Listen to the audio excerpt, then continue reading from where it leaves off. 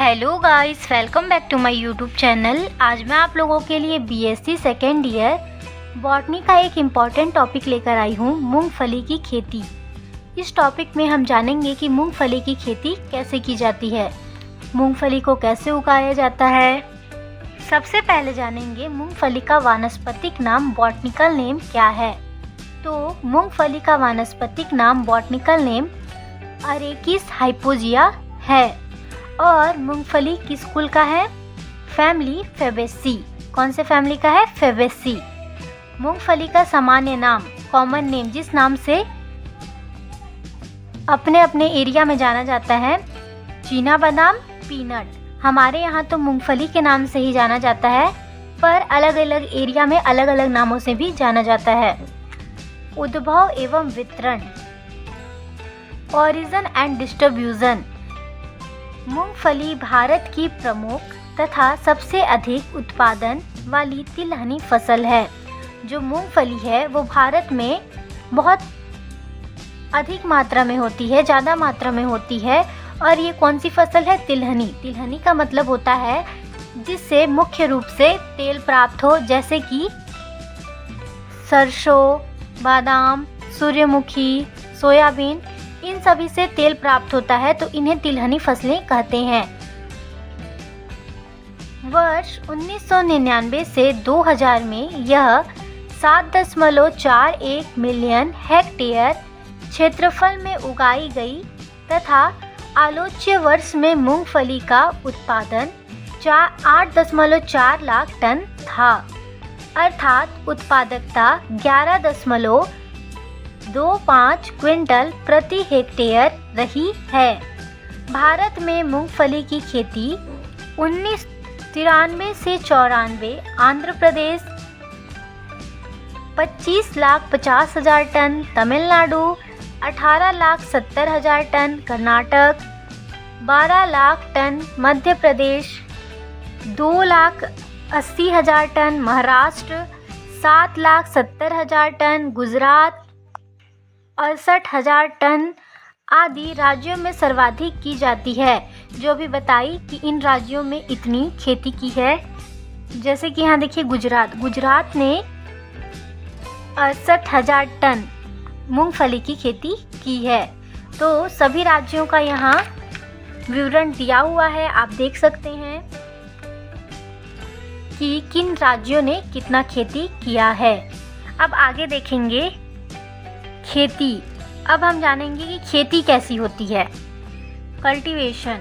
मूंगफली खरीफ ऋतु की फसल है। जो मूंगफली है वो खरीफ ऋतु में लगाया जाता है। उन सभी स्थानों पर मूंगफली की खेती की जा सकती है जो गर्म एवं शुष्क है। तापमान 12 डिग्री सेल्सियस से 30 डिग्री सेल्सियस तक तथा 50 सेंटीमीटर से 130 सेंटीमीटर वर्षा वाला क्षेत्र इसकी खेती के लिए उपयुक्त है। जब भी कोई किसान खेती करता है तो सबसे पहले वो क्या देखता है? तापमान, कि कौन सा फसल किस तापमान में हो सकता है। तो जो मूंगफली है वो 12 डिग्री सेल्सियस से 30 डिग्री सेल्सियस तक तथा 50 सेंटीमीटर से 130 सेंटीमीटर वर्षा वाला क्षेत्र में अधिक मात्रा में होता है। इसमें सूखा सहन करने की क्षमता होती है। मूंगफली में सूखा सहन करने की क्षमता होती है। जो मूंगफली है वो ज़्यादा गर्मी में ही ज़्यादा होता है, अर्थात यह वर्षाधीन फसल है। मूंगफली की खेती बलुई दोमट एवं काली मिट्टी पर सफलतापूर्वक की जाती है। जब बलुई दोमट एवं काली मिट्टी में मूंगफली की खेती की जाती है तो रिज़ल्ट बहुत ही अच्छा आता है। लेकिन बलुई दोमट मृदा सर्वोत्तम होती है। सबसे अच्छा बलुई दोमट मिट्टी मूंगफली की खेती के लिए होती है। मृदा का पीएच का यहाँ ये होगा, मृदा का पीएच यहाँ का नहीं होगा, ठीक है। मृदा का पीएच 6.0 से 6.5 के बीच होना चाहिए। मृदा का मतलब होता है मिट्टी, तो मिट्टी का पीएच भी देखते हैं ना, 6.0 से 6.5 के बीच होना चाहिए। पीएच का मतलब होता है, पीएच एक स्केल होता है जिसमें अम्ल, क्षार एवं उदासीन को नापा जाता है। खेत में पानी के निकास का उचित प्रबंधन होना अति आवश्यक है। अब देखेंगे कि खेत की तैयारी कैसे करना चाहिए। पहली जुताई मिट्टी पलटने वाले हल से करके ढेलों को फोड़कर भुरभुरा कर लिया जाता है। जो ये ढेलों लिखा है तो इसका तात्पर्य है जो मिट्टी के पत्थर जैसे गोल गोल हो जाते हैं बड़े बड़े, उसे ढेला कहा जाता है। उसे फोड़ लिया जाता है और उसे भुरभुरा कर लिया जाता है। फिर 8 से 10 सेंटीमीटर गहरी जुताई 5 से 7 बार देसी हल से किया जाता है। खेत अगर ग्रीष्म काल में खाली है तो गर्मियों में इसकी जुताई कर छोड़ देना चाहिए। अब देखेंगे बीज की बुआई, सीड्स। मानसून आने पर तुरंत मूंगफली की बुआई कर देना चाहिए क्योंकि देर से बोई जाने वाली फसल की उपज घट जाती है मतलब कम हो जाती है। पहाड़ी क्षेत्रों में इसकी बुआई मई के अंतिम सप्ताह या फिर जून के प्रथम सप्ताह में करना चाहिए। जो पहाड़ी एरिया है, जंगल एरिया है, वहाँ मई के अंतिम सप्ताह और जून के प्रथम, मई के लास्ट टाइम और जून के पहले इसकी बुआई कर देनी चाहिए। लेकिन अन्य हिस्सों में जून के मध्य से तृतीय सप्ताह में करते हैं। मध्य मतलब बीच का और तृतीय मतलब तीसरा। मूंगफली की बुआई 2 तरीकों से की जाती है। छिलका सहित फलियों को बोया जा सकता है या फिर छिलका हटाकर स्वस्थ दानों को बोने के लिए प्रयोग किया जा सकता है। मतलब जो मूंगफली है वो क्या होता है कि वो छिलके में आती है। मूंगफली के ऊपर एक छिलका होता है तो उसको हम छिलका के सहित भी लगा सकते हैं या फिर छिलका हटा करके सिर्फ स्वस्थ दानों को भी लगा सकते हैं। मूंगफली की 2 प्रकार की जातियाँ होती है। एक जाति सीधी बढ़ती है तथा उसमें फल गुच्छों में लगते हैं, जबकि दूसरी जाति फैल कर बढ़ती है तथा क्रमशः गुच्छों वाली एवं फैलने वाली जातियों के नाम से जानी जाती है। अब हम जानेंगे कि वो जाति कैसी होती है। ठीक है, उन्नत प्रजातियां अर्थात गुच्छे वाली प्रजातियां जो गुच्छे में होती है। इम्प्रूव्ड वैरायटीज गुच्छे वाली प्रजातियां, branch type varieties. DRG 17, fetch पूरा 5, चंद्रा टाइप 64, अंबर 84 से 1, प्रकाश, कुबेर, अर्ली रनर, कौशल, ज्योति, जवाहर, गंगापुरा, कादिरी 3, M145 आदि। ये किस्में 95 से 110 दिनों में पककर तैयार हो जाती हैं।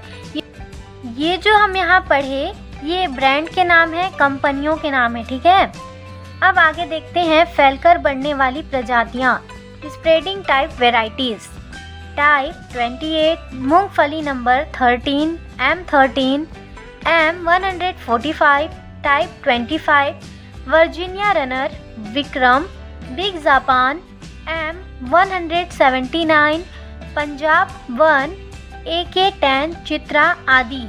ये भी फैलकर बढ़ने वाली प्रजातियों के कंपनियां हैं। ठीक है, अब आगे देखते हैं। ये किस्में 125 से 135 दिनों में पककर तैयार हो जाती हैं। खाद एवं उर्वरक का भी छिड़काव किया जाता है फसल में। तो चलिए देखते हैं। सामान्यतया मूंगफली के लिए 25 से 30 किलोग्राम नाइट्रोजन, 50 से 60 किलोग्राम फास्फोरस एवं 30 से 40 किलोग्राम पोटास प्रति हेक्टेयर की आवश्यकता पड़ती है। सभी उर्वरकों की उचित मात्रा बोने से पहले मृदा में मिला देना चाहिए। जब खेती नहीं किए होते हैं, जब हम बीजों को नहीं बोए होते हैं उससे पहले ही ये जो उर्वरक अभी मैं बताई, नाइट्रोजन, फास्फोरस, पोटास इत्यादि, तो इनको फसल के बोने से पहले मिट्टी में, मृदा में मिला देना चाहिए।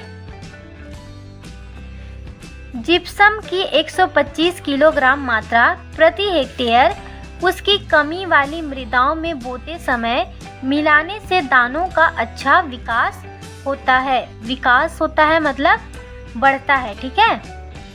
तथा तेल की मात्रा भी अधिक होती है। आपको पता होगा कि मूंगफली से तेल भी निकाला जाता है, तो उसकी मात्रा भी अधिक हो जाती है।